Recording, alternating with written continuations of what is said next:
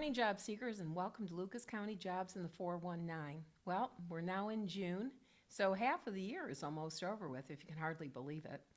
I wanted to start off our segment today with introducing you to, usually it's the hot tip, and I do believe this is a hot tip.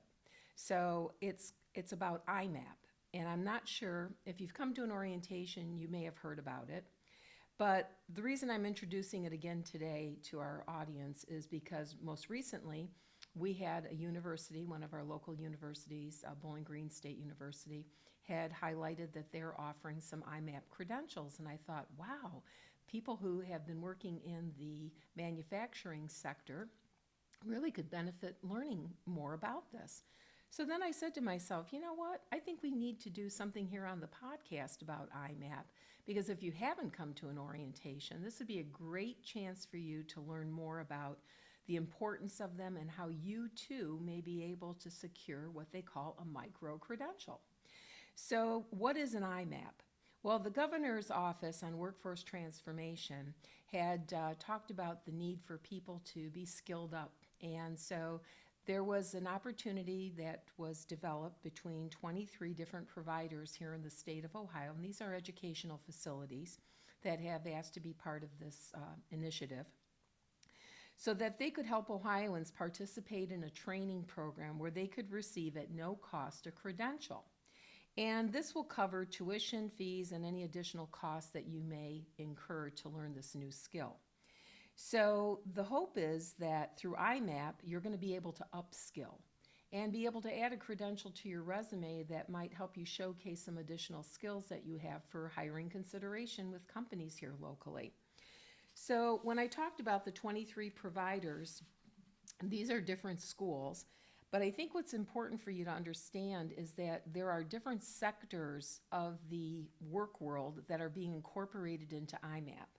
And so just to give you a flavor for what that might look like, we're talking about business, construction, health, cybersecurity, manufacturing, military and smart, transportation, robotics, and automation. And I wanted to showcase the two particular local community colleges and universities that are offering this. So as I mentioned, Bowling Green State University does have a series of credentials that can be offered, and they will indicate on the platform whether or not they're in person or they're online. So you may want to verify when you start exploring the different locations that are available for these trainings, whether or not it's an online training. I mean, it may be difficult for you to drive to Cleveland for a particular micro-credential. So you want to check these out. But for Bowling Green State University, there are several that are in person, and we're looking at credentials that are focused in the manufacturing area, you know, whether it be in quality control, whether it be in material handling, looking at different types of design and production and manufacturing. You'll have to take a look at it. So when you go to the website, which is here at the bottom of the screen, click on one of the sectors that you're interested in, and then that will open up until the different types of schools that have participated in this, and then it will highlight the different credentials that are available, whether they're in person or not, and you can speak with the person who's responsible at that organization for, you know, enrolling in this particular type of training that you might be interested in. Now at Northwest State, who is a partner here to Ohio Means Jobs, Lucas County. They have things like electrical troubleshooting, industrial electricity, introductory to welding, motor controls, programmable logistic controllers, and a certified manufacturer associate. So there's a host of different things that you can look at and see, like, what really makes sense for me to take part in, and then, you know, to add it to my resume. Now you might say, well, how do I know I qualify? Well, if you're a resident of Ohio, that's number one criteria. But it also opens it up a little bit further for other individuals to take an opportunity to participate as well. So it could be for individuals who have been incarcerated, and if they're eligible for release within 12 months from the day that they start the credential, then they would be able to participate in the training. Also, high school students that are entering their junior and senior year are also eligible if they have not gone through the College Credit Plus program. So these are things that you will learn more about if you go to the website, which is located down here at the bottom of the screen, so that you too can take advantage of this wonderful opportunity that we're being offered through workforce development here through the Governor's Initiative. Now, one of the things that I would like to showcase too for you is that we have a few jobs, and as always, I do provide you some preliminary information about each particular job that we showcase. However, it's going to be up to you to look at the number at the bottom of the screen and then to go to the particular job, and then at that time open it up, do your homework and read it to see whether or not there's any information here that you need to learn more about, because we have limited time here on the podcast to be able to provide this information for you. So not all the devil in the detail is being captured. And this is where I would encourage you to go to our website and double check these particular job listings. So we're going to talk first about a position for a licensed practical nurse. And this organization is looking for both full-time and part-time experienced individuals that are obviously licensed because it's an LPN position. And so this is providing home health. So as you may notice, there's a trend. A lot of people are, that are aging are staying at home or they're living with other people in their home. And this is an opportunity for skilled technical care to come to them. So this person who's applying for the position is going to be working in home health, and they will be caring for the person in their home. The person is going to need to provide a number of services that are obviously listed by the physician, their attending physician, and be compliant with state policies and procedures. So this is not you doing something the way you see fit. You're going to need to follow the directions of what the person's care plan is. So this is one thing they've highlighted several times throughout the job description, not to alter the plan of care. They're going to instruct the patient's family in the care of the patient and maintain a healthy environment for them. So when you're going into patient's home, you might have to be talking to the family members and be able to share information to, assist with continual care. Also, making sure that you're recording and reporting to any supervising nurse that you may be assigned to, or other physicians that the patient might have a relationship with. So that daily, if there's any kind of changes, you're reporting them. Now, they want somebody obviously with clinical competence here. So there's that, again, not altering a plan, reporting to the nursing professional that's in charge of the case or the supervising RN, that you communicate timely with all members of the family as well as the patient, and ensuring that, you're documenting your visits, taking steps each day so that everyone is aware of this person's condition. And then also stressing the need for professionalism. Yes, we're in traffic, we're driving to someone's home, but we still need to be on time and we still need to be compliant so that we're giving quality services to people. Also, teamwork. There may be times where, there's holidays or vacations and there may be a need to step in for someone else. So there's going to be this on-call process going on as well. So they talk about professionalism and teamwork often throughout the job description. Now, as far as education goes, you need to be a current LPN licensed in the state of Ohio, obviously with no encumbered license. Need to have a current driver's license and vehicle insurance, and then access to a dependable vehicle. Now, they do highlight that you can take public transportation, but I think if this is your scenario, then you might, bring that up with the hiring agent so that if they were going to provide you patients, maybe they can cluster those types of schedulings together for you. And then also CPR certification is required. So they do say, and remember the last podcast we talked about emotional well-being, life-work balance. Well, they happen to bring that up here too. So they see their way of supporting you through that process is having a 5-day work week. There might be a weekend rotation.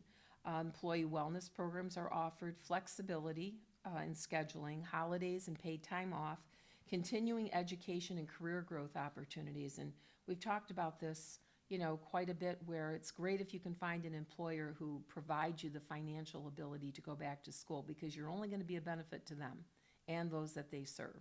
So pay attention to those types of benefits. They're really unique. And then also, they have other supports and resources available for you, so that, when you're out in the field, you don't feel like you're alone. And that's very important, because you want to make sure that you're giving the best quality care that you can to those that you serve. So please check out this job number at the bottom of the screen, and read more about it and see if it's something that you might be interested in. We have a number of people who've been coming out of school with their LPN, and as you know, it's really important to try to work at least 30 to 35 hours a week, if not full-time. So put those certificates to work. Now we're going to talk about a financial wellness associate. I think this one is really interesting. This company is looking for, they call it an FWA, for Financial Wellness Associate. This is for somebody that's going to work in the financial industry.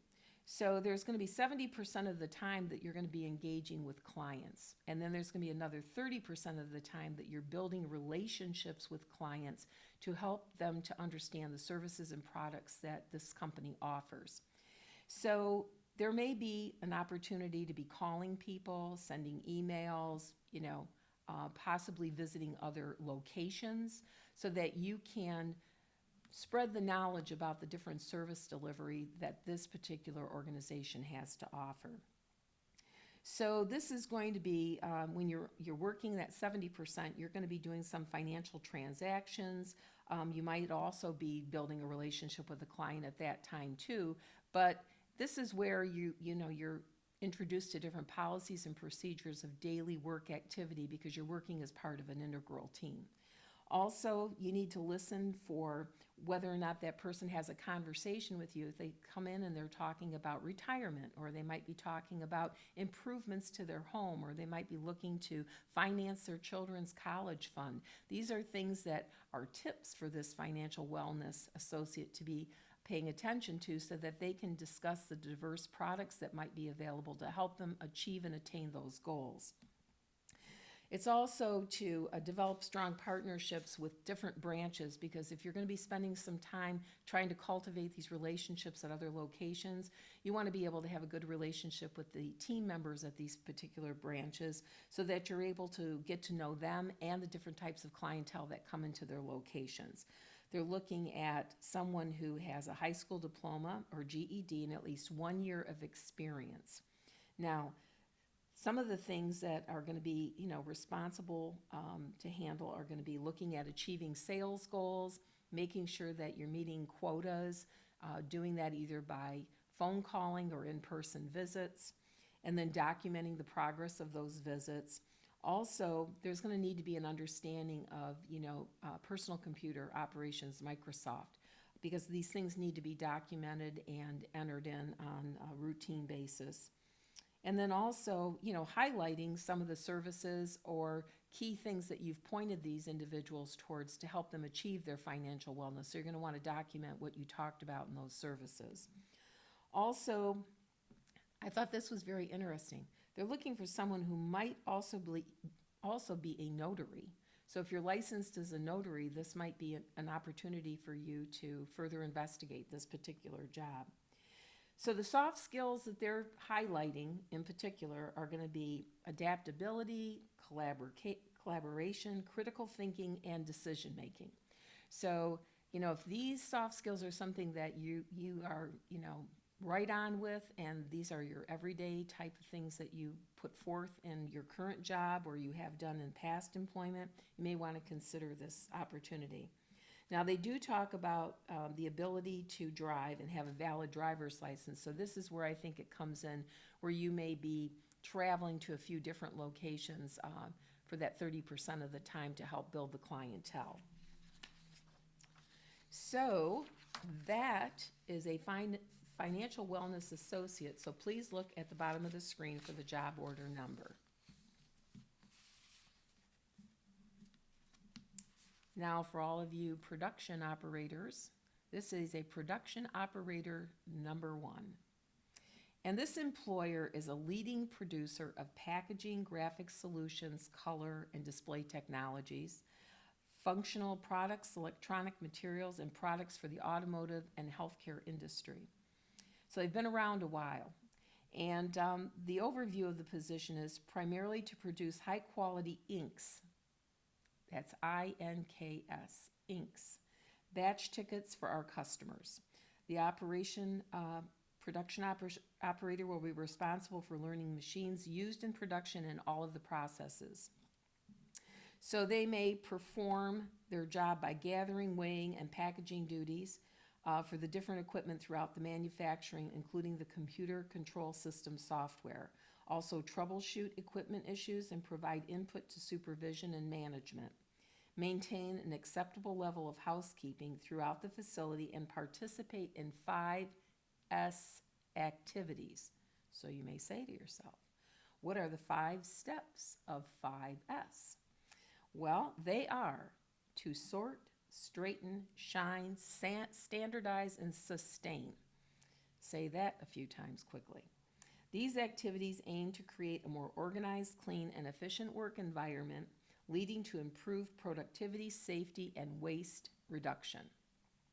So again, think about that. If you've been in a production facility and you've been acclimated to these 5 steps, this is great to be able to talk about in an interview to showcase what we talked about several weeks ago in the outcome-based resume and then interviewing. So I think this proves a point. So the minimum education and experience would be to have a high school diploma or GED, to have knowledge of Microsoft Office, the ability to repeatedly lift to 55 pounds, and you're definitely going to be standing for long periods of time. They'd like to see somebody with 1 year experience in the manufacturing environment, and then experience with batch manufacturing would be preferred if possible. Some forklift experience would be helpful. And the work environment could be dusty. So, they're stressing that, shoes, you gotta have work shoes, but they're gonna get pretty stained. And that clothing in some locations may change based on seasonality or the type of function that you're performing at that time. So working in this manufacturing environment, you'll need to be able to stand, bend, kneel, and lift up to 50 pounds as needed throughout the duration of the shift. Personal protective equipment will be required, such as safety glasses, safety gloves, respirators or dust masks, and protective footwear. So overtime may be available. That's always music to people's ears. So this is an opportunity for that. Now, they did highlight some of the benefits that they offer, which could be, and they put this first, merit increases. So you definitely know that as time goes by and productivity standards are met, that you will be compensated for that. There's paid holidays, paid time off, medical, dental, vision, short-term and long-term disability, a 401k match with life insurance. And the eligibility when you come in may change. So I'm sure it depends on, what time of year that might be, so that your benefit structure will be changed based on that. And then also, this is a second and third shift job. So there will be some pay shift differentials here as well. So remember to look at the bottom of the screen and check out that particular job number and learn more about it and make application if you're interested. Now, every week that we produce a National Labor Exchange or the Labor Exchange sheet, this is the data that we pull together from the system that highlights the particular jobs that are available. You'll have a date that the job order's put in, and there is a date of expiration. So pay attention to those expiration dates. Some of them are out there a little ways, some could be in June, late June, early July, maybe even as late as August. So if you see this, take the time to get your resumes in, complete the applications, because you might be the right person that they're looking for. But we do put this out every week, and it is on our website. So, make sure that you're paying attention to that, because I only see you every other week. But I want you to take the time to invest in perusing the list and seeing what other jobs are out there that might meet your qualifications and your experiences. Now, we do have a big event, multiple events actually, coming up in June, and it's Fatherhood Month. And the first week here, that we're in the first week of June, we're going to be working with the county commissioners. They're going to be doing a press release about Fatherhood Month because there are a group of people in our community that do salute and work with fathers and recognize their relationship to their children, their contribution to their families, and the good that they do in our community. So we want to be able to publicly share that feeling with them so that they feel respected and appreciated. And so after that press release, there's going to be a proclamation that will be done here at the shared campus by the county commissioners to highlight some of these things that I just said. And then there's a calendar of events that you'll be able to review to see if you might have some free time that you'd like to participate in some of these different events here in our community. So again, it's in recognition of our dads and all that you do for the community and your families, and we would like to honor you. Pay attention to the calendar, normally anyways, because there's things that go on, and not always are these activities going to be here at the shared campus. So we encourage you, every month that calendar comes out, to take a look at it and see what you might want to participate in. Just remember, those workshops that we have are going to be on Tuesdays, Wednesdays, and Thursdays. They're always at 10:30. You can enter the workshop in person, or you can apply online to do it with us on Zoom. You have two different options, whatever seems to work best for your circumstances. I do encourage people to come in for orientation at least one time to see what's going on with all of the people we work with here at the shared campus and our partners here of the American Job Center, so that you can get a feel for where their services are available and different types of funding opportunities for training and things of this nature. So make sure you check out the jobs, make sure you look at the calendar, and if you just want to say, hey, come on in and stop by and say hello to the team, and we can maybe even fill you in that way. But we look forward to seeing you in a few weeks. And as always, if you have any questions, call 419-213-5627, and staff will be able to help you and maybe fill in the blanks for some questions that you might have that need to be answered. So thank you for joining me today, and I look forward to seeing you in a few weeks. Happy job hunting.